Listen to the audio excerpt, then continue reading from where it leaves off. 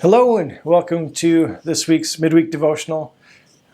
As 4th of July holiday is shortly upon us, I wanted to remind you that this Sunday we'll be celebrating and worship outdoors at 9 a.m., just one service, so be sure to bring your lawn chair. For the 4th of July, I suspect many of you will be making plans to celebrate with friends and family, maybe a picnic, a parade, maybe some fireworks in the evening.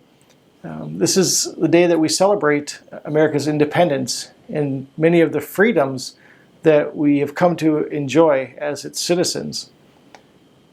Now, in my quiet time this past week, I was challenged with some of the biblical imagery of citizenship and exile, and how, as Christians, we are living today in exile, in a land that's not our true home, filled with worldviews and practices that are contradictory to what our true home really is. Now, Jesus, God in flesh, entered our exile. He made a way for us to return home through faith in Him, His life, His death, and resurrection. Jesus said, "I am the way, the truth, and the life. No one comes to the Father but through me." John 14:6. Jesus not only provides a way home, but also demonstrates what it looks like to live as a citizen of this new home.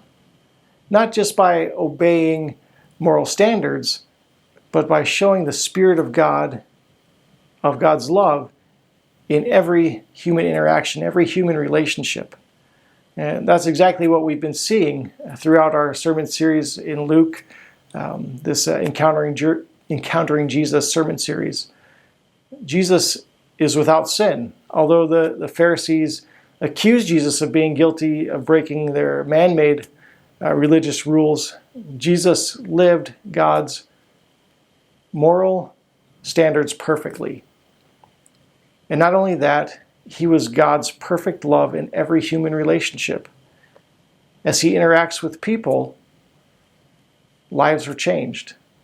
The lame could walk, the blind could see, sick were healed, dead were raised, and sins were forgiven. Jesus didn't just stand around kind of on His moral high horse looking down on everybody else. He took that truth of who He was and the fullness of who God is and interacted with His creation and demonstrated God's love to those around Him.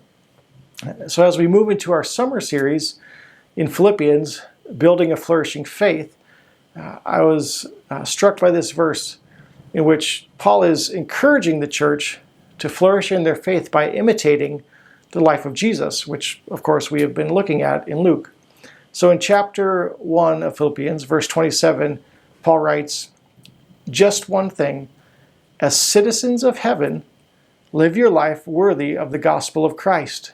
Then, whether I come and see you or am absent, I will hear about you that you are standing firm in one spirit, in one accord, contending together for the faith of the gospel."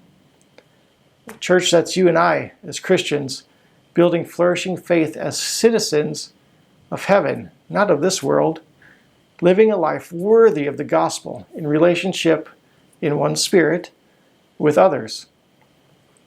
Now, as I think about these things, my mind begins to imagine the church standing apart from culture because of course, because of God's moral standards, right? That separates us from the culture, from this world, but not in such a way that it's combative, that it's us against them type of thing, but in a way that we are a breath of fresh air, that we are light in the darkness, that we are hope, that we are true freedom for those looking in from the outside.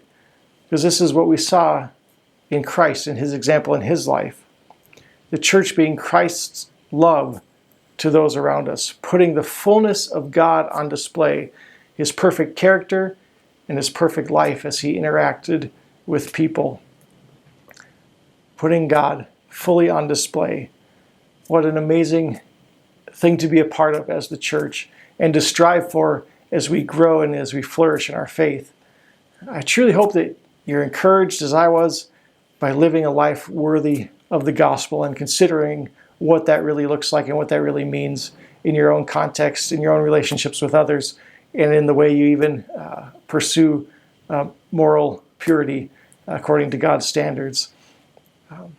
Be an imitator and a light of Christ as a citizen of heaven. I pray you have a great rest of your week, and I hope to see you Sunday.